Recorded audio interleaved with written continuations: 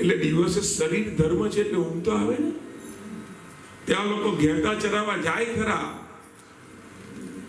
હવે તો બે સાથે જવા લઈ ગયા છે, તો ઘેટા ચરાવવા જાય પણ ઘેટાને ગમે તેમ છોડીને ઊંઘી જાય. હવે આ ઘેટાઓ બીજાઓના ખેતરમાં ચરવા લઈ ગયા છે, એટલે પછી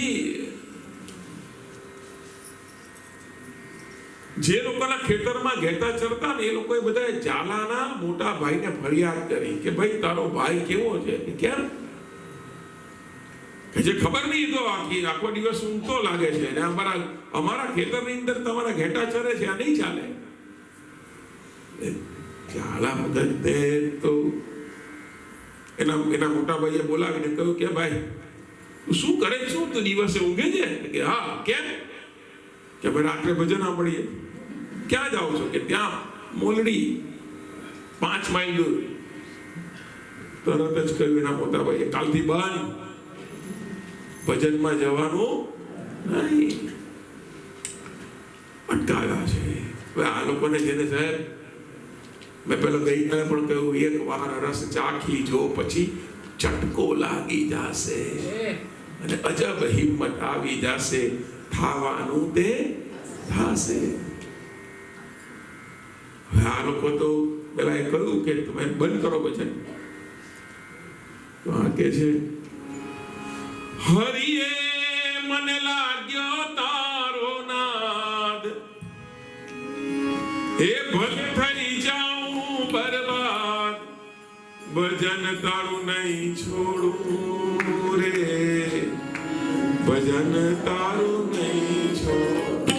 હરિએ મને લાગ્યો તારો નાદ, ભલે થઈ જાઉં બરબાદ, ભજન તારું નહીં છોડું રે, ભજન તારું નહીં છોડું. લોક કહે છે તે ભક્તિમાં સગડું તારું ખોયું, લોક કહે છે તે ભક્તિમાં સગડું તારું ખોયું, પણ મને મળ્યો છે સાચો ખજાનો, મને મળ્યો છે સાચો ખજાનો, સતમાં જાગીને જોયું ભજન તારું નહીં છોડું રે, ભજન તારું નહીં છોડું. હરિએ મને લાગ્યો તારો નાદ, એ ભલે થઈ જાઉં બરબાદ,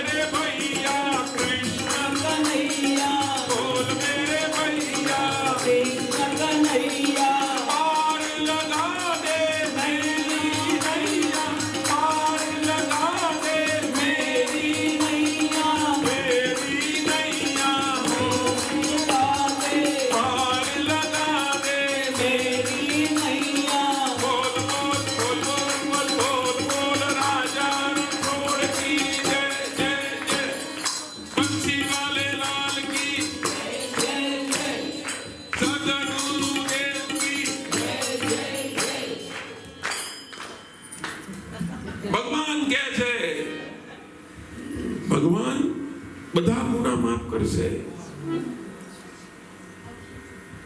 પણ કોઈના ભજનમાં તમે વિક્ષેપ કર્યો અથવા તો કોઈને ભગવાન પાસે પહોંચવામાં તમે અડચણ બન્યા, ભગવાન કોઈ દિવસ માફ નહીં કરે. આ હું નથી કહેતો, ભાગવત કહે છે. એટલે પ્રમાણ આપે ભાગવત. કોઈનું ભજન અટકાવવું નહીં. યાને કોઈ ભગવાનના ચરણે યાને ભગવાનનું ભજન કરવું હોય, પ્લીઝ. મોટામાં મોટો ગુનો ભગવાનની દ્રષ્ટિએ આ છે. દાખલો આપે છે આ ભાગવત. કહું તમને, ભાગવતમાં બે પ્રસંગ છે. એક છે ઇન્દ્રનો ગર્વ ઉતાર્યો તે 7 દિવસ સુધી ભગવાને તોડ્યો, બરાબર ને? એક પ્રસંગ એમાં ઇન્દ્રનું અભિમાન ખાળ્યું છે ભગવાને, એક એ. અને બીજો પ્રસંગ, બ્રહ્માજીએ જ્યારે ભગવાન પર સંદેહ કર્યો કે આવા નારાયણ નહીં હોય. ક્યારે? ભગવાન વન પ્રવાસ કરતા હતા અને બધા ગોવાળિયાઓને બોલાવ્યા અને જેને જેના ઘરમાંથી જે હોય ડબ્બા પાર્ટી એ બધું લઈ આવો. એમાં પેલો મધુમંગલ બિચારો છાશ લાવેલો અને ઝાડની પાછળથી શરમાઈને એ જાતે પીવા ગયો અને ત્યારે ભગવાને જોઈ લીધું અને એના લીરા જ્યારે નીકળ્યા, ભગવાને એના મોઢા ચાટ્યા મધુમંગલના, ત્યારે બ્રહ્માજી જોઈ ગયા કે બ્રહ્મ આવો નહીં હોય, નારાયણ કોઈના મોઢા ન ચાટે. એવો સંદેહ કર્યો, એવો સંશય કર્યો અને ભગવાનની પરીક્ષા કરવાને માટે થઈને જેટલા ગોપ બાળકો હતા અને ગાયો હતી બધીને એ પોતાના ઉપર સ્વર્ગમાં લઈ જાય છે બ્રહ્માજી. એવું કથા છે. અને પછી 1 વર્ષ પછી જ્યારે પાછા બ્રહ્માજી આવ્યા જોવા માટે, તો એ જ ગાય, એ જ ગોપ બાળકો ત્યાંના ત્યાં હતા નીચે. પછી ઉપર જઈને જોયું તો ત્યાં પણ. તો જ્યારે બ્રહ્માજીને થયું કે હું લઈ આવ્યો ઉપર, તો આ નીચે કોણ? સેમ એમાંના જ ભગવાને પોતાનામાંથી જ બધા પ્રગટ કરીને મૂક્યા હતા. એવી કથા છે. હવે આ બે પ્રસંગની અંદર એવું છે કે એકે ભગવાનનું પેલું અભિમાન કર્યું, પણ ઇન્દ્રએ કે મારું આ કામ થવું છે, એનું અભિમાન હતું, ગર્વ હતો ને એને વરસાદ વરસાવ્યો અને બધાને ડૂબાડી દેવાની વાત કરી, બધા વ્રજવાસીઓને. પણ ભગવાને ઇન્દ્રને માફ કર્યો, બ્રહ્માજીને હજુ નથી માફ કર્યા. કારણ શું? ઇન્દ્રની તો ભગવાને એક રીતે પ્રશંસા કરી. લો, કેમ કે એક જ છત્રની નીચે ઇન્દ્ર તારા કારણે આખું વ્રજ મારી પાસે આવ્યું, ઊભો તો, અને તારા કારણે તે ભલે અભિમાન કર્યું પણ તારા કારણે આખું વ્રજ મારી નજીક આવ્યું કે નહીં? બધાને ભગવાને કહ્યું કે હું જ્યારે પર્વત ઉપાડું ત્યારે બધા મારી સાથે ઘેરાઈ જાજો, મારી નજીક આવજો. વાત એ છે, એટલે ભગવાનથી નજીક લાવ્યો ઇન્દ્ર. જ્યારે બ્રહ્માજીએ શું કરેલું? ભગવાનથી 1 વર્ષ માટે બધાને દૂર કરેલા. અને એટલા માટે ભગવાનથી જે દૂર કરે એને ભગવાન માફ નહીં કરે. અને એટલા માટે અમુક પ્રકારની પ્રશંસા કરવા જ માનું માંગુ છું કે યજમાનો જે છે, આમાં મુખ્ય યજમાન, ખાસ જે મુખ્ય યજમાન બને એને કેટલું પુણ્ય મળતું હશે કે એના કારણે બધા ભેગા થયા અહીંયા. એટલા માટે મુખ્ય યજમાન ખાલી આપણે વિચાર કરીએ, આમ જોવા જઈએ તો મુખ્ય યજમાનને શું આપીએ છીએ? હું કાંઈ નથી. જે એક હાર પહેરાવવાનો મને, વ્યાસ પૂજા, એક પોઠી પૂજા, આટલું જ. એમાં આટલા બધા આપણે પછી એ લઈએ છીએ. તો કારણ શું? કારણ એ છે મટીરિયલ નથી. મટીરિયલથી જોવા જઈએ તો એમાં દૂર થઈ જાય કે આ તો આપણે કરીએ, હાર જ પહેરાવવાનો જ નહીં. તો 11 પાઉન્ડ આપો તો હારમાં પણ પહેરાવા દે. પણ એ વાત નહીં સાહેબ. આ પુણ્યનો પ્રકાર છે. તમે લારી પર પણ પીઝા મળે અને ડોમિનોઝમાં પણ મળે. કહેવાય પીઝા જ, પણ ક્વોલિટીમાં ફરક પડે કે નહીં? પેલા 10 પાઉન્ડ આપવાનું મન થાય ને પેલાને 2 પાઉન્ડ આપવાનું મન નહીં થાય. કહેવાય પીઝા. એમ જે એની વેલ્યુઝ છે, યજમાનોની વેલ્યુ છે. ભગવાન બધું ધ્યાન રાખે. બીજું હું તો ત્યાં સુધી કહું કે કથાઓના યજમાન કોઈ વક્તાના કારણે નહીં હોય. વક્તા કોણ? વક્તા કઈ ચૂઝ નહીં કરે, નહીં મેનેજમેન્ટ કમિટી ચૂઝ કરે. જલા બાપાની કથા હોય કે કોઈ પણ કથા હોય તો એની પસંદગી ઉપર વાળો કરતો હોય કે મારી કથામાં આને યજમાન બનવાનું છે, અને એટલે એને ભગવાન એને અંદરથી પ્રેરણા કરે. અને બીજી એક વાત, ભગવાન જેને ચોઈસ કરે ને એ જ યજમાન બની શકે. એ પણ અમે આટલા વર્ષોના અમારા અનુભવથી તમે કહીએ છીએ કે બહુ બધા બેઠા. પછી ઘણા એવા પણ હોય મુખ્ય યજમાન થઈ જાય, પછી બહાર જઈને પસ્તાવો કોઈ કરે એ આપણે થઈ જવાનું હતું. આવું પણ બને. પણ એમાં એવું હોય કોઈ વખત ભગવાનની ઈચ્છા. મેં પેલું ગઈકાલે પણ કહ્યું કે ભગવાન એમ વિચારે I have another plan for you, Shri Maharaj આइएगा. તો નિમિત્ત જેને બનાવે છે ભગવાન, એકના કારણે બધા ભેગા થાય. અહીંયા ઝાલા ભગતના ભાઈઓએ ઝાલા ભગતને ભજન કરવા અટકાવે છે. ભાઈ ભજન કરવાનું નહીં. સાહેબ તો પણ આ તો કહે છે કે અમે તો ભજન કરવાના જ છીએ. અને કોઈએ ઝાલાના ભાઈને કહ્યું કે એક કામ કરો, મૂળ એટલે કે આપા રતાને ત્યાં જ તમે તોફાન કરો. એવું તોફાન કરો કે પેલો આપા રતા જ કે ઝાલાને કે આવતો નહીં બેકાલથી.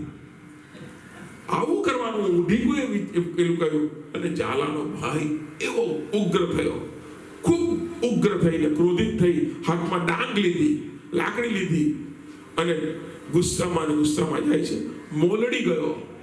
મોલડીના પાદરમાં એક બ્રાહ્મણ ભૂદેવ જનોઈધારી એ વિપ્ર એ આવતો હતો. એને પૂછ્યું કે આપરાતાનો આશ્રમ ક્યાં છે? ને સ્વાભાવિક ઓલાને ખબર નહોતી અને એને કહ્યું કે મને નથી ખબર. અને ઓલાએ બધો ગુસ્સો બ્રાહ્મણ પર કાઢ્યો. માથામાં લાકડીઓ મારી બ્રાહ્મણે ત્યાં મારી નાખ્યો. આ બાજુ ઝાલાને ખબર પડી, રૂપાંબાને ખબર પડી.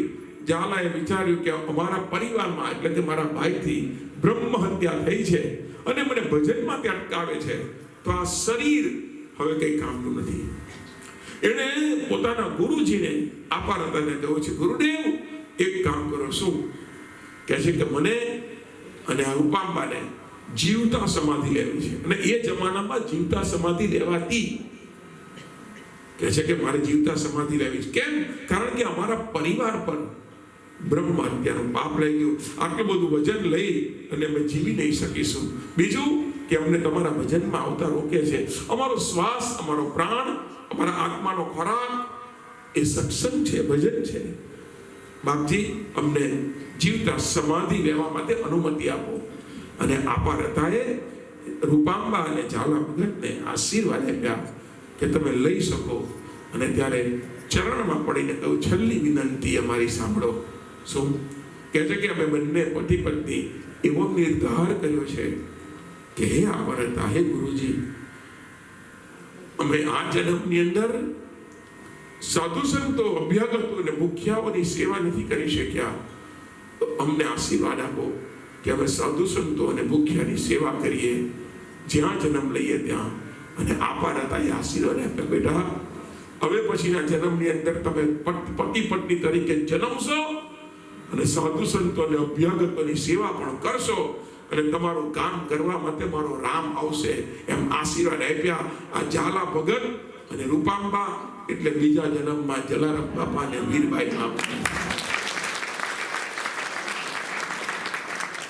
इसीलिए मैं कह रहा हूं, ये हमारे संस्कार जो है और कर्म हम लेके आते हैं.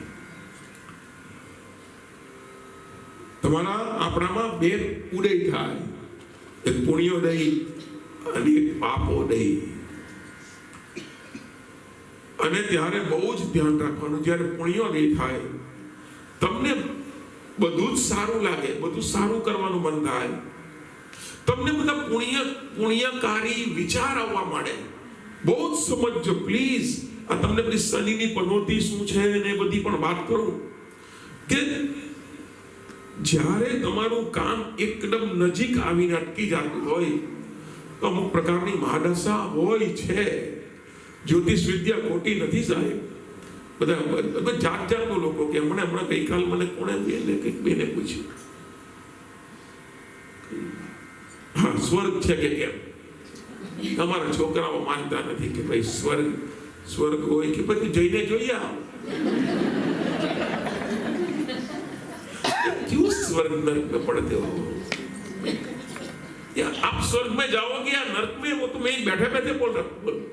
चलो माना एक खाली एक अपने महल હતો રાજાનો. મેં જોયું ખો તેમણે દાસી આવીને આમ જોયું તો 4 જણા એક જણને લઈને જતા હતા શમશાનમાં. તો અંદર આવીને દાસીએ તરત કહ્યું રાણીને કે પેલો ગયો ને એને સ્વર્ગમાં ગયો. જોઈ દાસીએ જ કહી દીધું સ્વર્ગમાં ગયો. 15 દિવસ પછી પાછે કોઈને લઈ જતા હતા તો પાછો આવીને જોઈને અંદર આવીને કહ્યું દાસીએ રાણીને ઓલાને લઈ ગયા તે નરકમાં જ ગયો. હવે જ્યારે કોઈને લઈ જાય તો પેલી જોઈને જ કહી દે. એક દિવસ રાજા સાંભળી ગયો. દાસીને બોલાવીને કહ્યું તું જોવા જાય છે એ સ્વર્ગમાં જાય કે નરકમાં? બાપજી માફ કરજો હું કઈ જોવા નથી જતી. તો તને કેવી રીતે ખબર પડી કે સ્વર્ગમાં ગયો કે નરકમાં?